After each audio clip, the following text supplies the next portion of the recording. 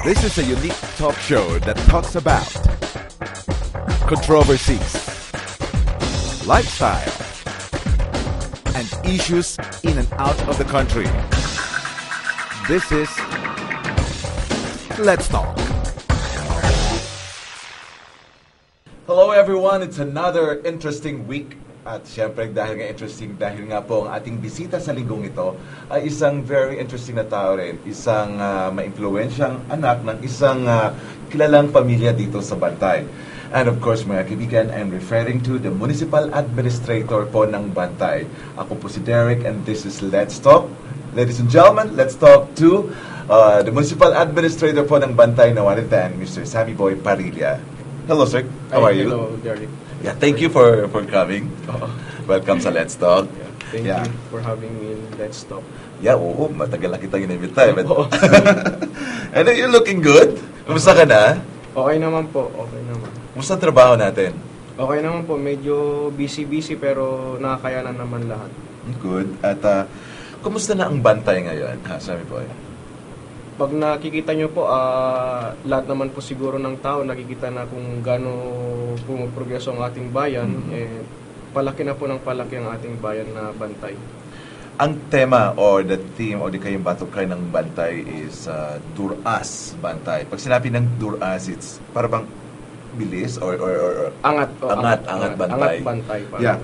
So, in what way, yung nga sabi mo, pag nakikita naman natin marami ng progreso. But in what way, ano yung mga progreso ngayon na nakikita natin sa Bantay?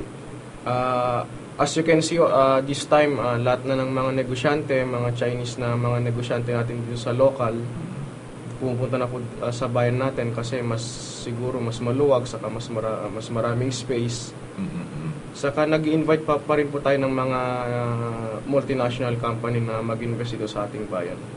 Yes, we heard kasi nga dito sa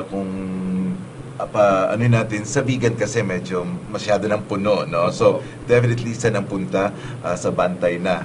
Dahil na nagpapasalamat po kami sa Vigan kasi yung spill out nila, sa amin sila nagpupunta. Para mag-ganun. Swerte namin at nag-spill out. Pero ganito, guys, very strategic ang Bantay. It's along the highway, halos lahat ng barangay at hanggang makarating ka ng San Ildefonso, di ba?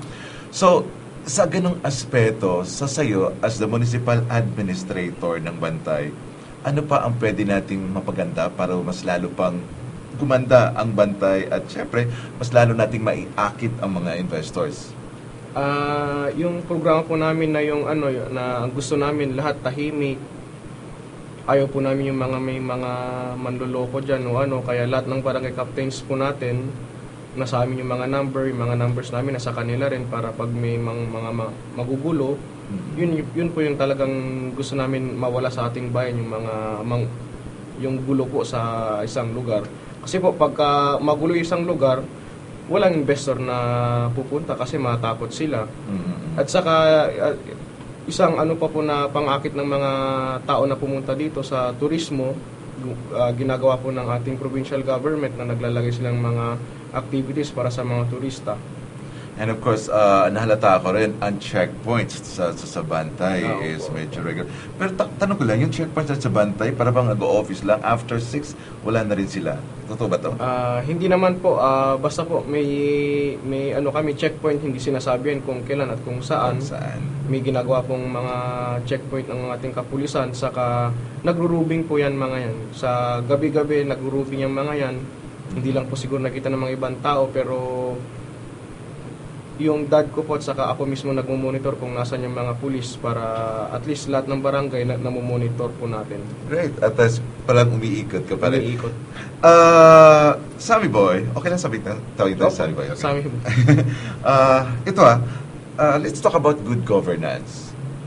Ikaw, as the municipal administrator and happens to be anak ng mayor ng Bantay, sa iyong opinion, ano ba talaga ang good governance? Transparency po ang number one dyan.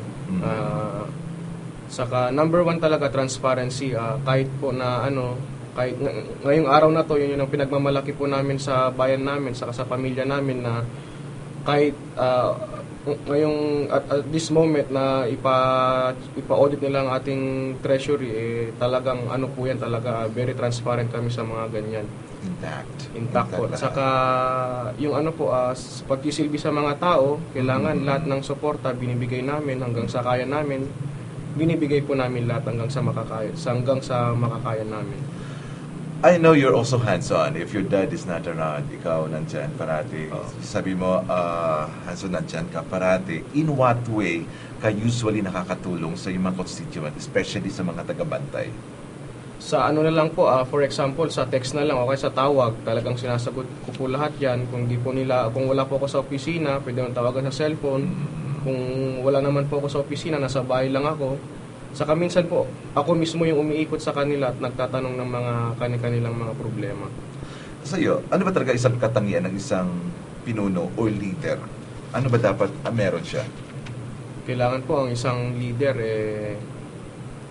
number one yan. Dapat kailangan matulungin ka, maunawain. Saka kailangan magsilbi ka ng tama sa iyong mga kapwa-tao. That's good. Let's talk about mga ibang infrastructure, o di kaya mga ibang improvements, mga projects ng Bantay na nakalaan ngayon. Could you give us some? Ano yung mga programs natin? Di bale po, itong administration natin, 2010-2013 administration, nakatutok po tayo sa health, number one yan, sa health, saka sa agriculture, saka sa DSWD. Okay. Sa health po, yung yung mini hospital po natin, kung naobserbahan nyo, kung nakikita nyo po, yung mini hospital natin nakatayo na dun sa likod ng munisipyo. Ito po ay magsisilbi para sa mga ating kababayan na mga may sakit, syempre.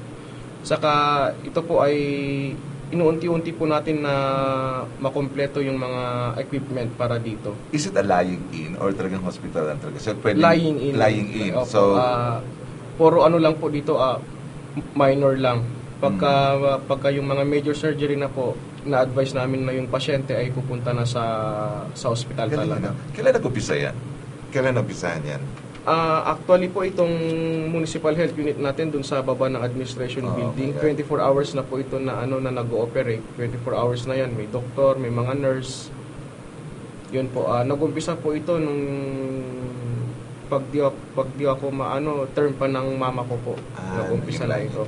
And it is only open for the Bantay constituents. Taga-Bantay lang. Hindi po.